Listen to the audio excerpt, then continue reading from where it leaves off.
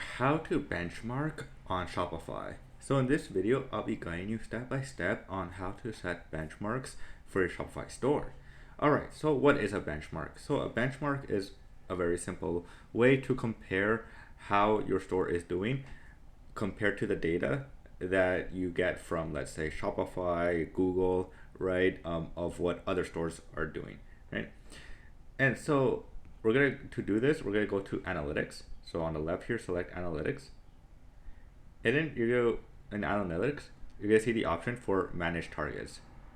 You can go ahead and select create new target.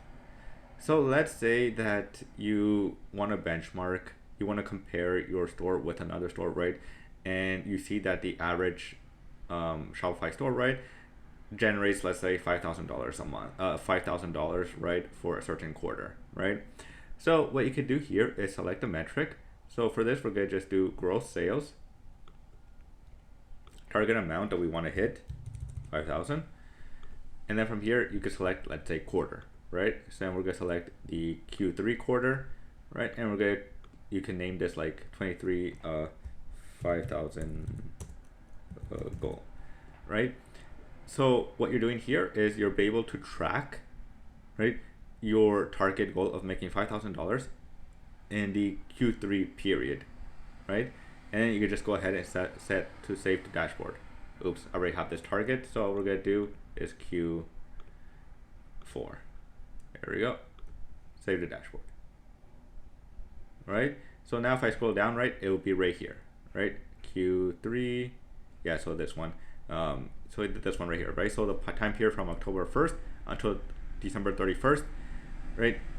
My goal is to reach 5,000, and this is like a benchmark, let's say, because I see that other stores, right, the average is that they're hitting is $5,000 sales target in between this period, right? Of course, this is just hypothetical, right?